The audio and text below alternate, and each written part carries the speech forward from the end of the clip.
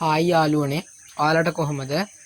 ඔයාලව ආදරෙන් පිළිගන්නවා මගේ සිලියෝන් පෙට් channel එකට. ඉතින් මම අද වීඩියෝ එක අරන් ආවා මගේ ඉතිරි වෙච්ච කුකුල්ලු තුන්දෙනාගේ වීඩියෝ එක. ඉතින් යාළුවනේ අද හොඳටම වැස්ස දවසක්. ඒකින්ද මෙයාලට කණ්ඩත් මදි. ඉතින් මම මෙයාලට හාල් දුන්නා. මේ පේනවනේ වැස්ස.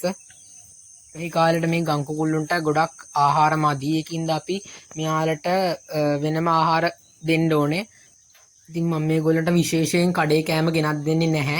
මොකද මේගොල්ලෝ මේ පරිසරේනුත් හොයාගන්නවා. මේගොල්ලෝ ගම් කුකුල්ලෝ නිසා ඉතින් දවස ගාන බිත්තර දාන්නෙත් නැහැ. පාම් කිලියෝ වගේ නෙමෙයි මේගොල්ලන්ට කුකුල් කෑම එහෙම විශේෂයෙන් ලබා දෙන්නේ නැති හින්දා මේගොල්ලෝ හැමදාම බිත්තර දාන්නේ. දවසක් තමයි බිත්තර දාන්නේ. මේ මගේ කුකුල්ලෝ තුන්දෙනාගේ වීඩියෝ එක හොඳයි නම් subscribe කරලා like එකකුත් දාගෙන යන්න අමතක කරන්න එපා. ඉතින් මම මේගොල්ලන්ට විශේෂයෙන් කියලා බෙහෙත් දෙන්නෙත් නැහැ. මේගොල්ලෝ පරිසරයෙන්ම තමයි හොයාගන්නේ. කඩේ බෙහෙත් දුන්නේ නැහැ කියලා මෙයාලා බිත්තර දාන එක නම් අඩු වෙන්නේ නැහැ. හැමදාම දවසක් බිත්තර දානවා. ඉතින් මේ පේනවනේ කළුත් මේ සුඩට වෙල බිත්තර දාන්න. මෙයා යාගේ බිත්තරේ අල්ලන්න දෙන්නෙත් නැහැ. දාලා ඉවර වෙනකන්.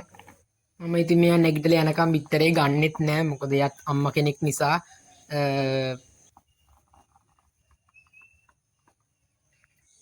මේ තියෙන එයා දාපු බිත්තරේ කළු දාපු බිත්තරේ. තව දෙයක් තමයි මේ වැස්ස කාලේට මේ කුකුල්ලුන්ට සෙම රෝග වගේ දේවල් හැදෙනවා. ඉතින් මේ පේනවනේ මේ දෙන්න අවුව තපින හැටි.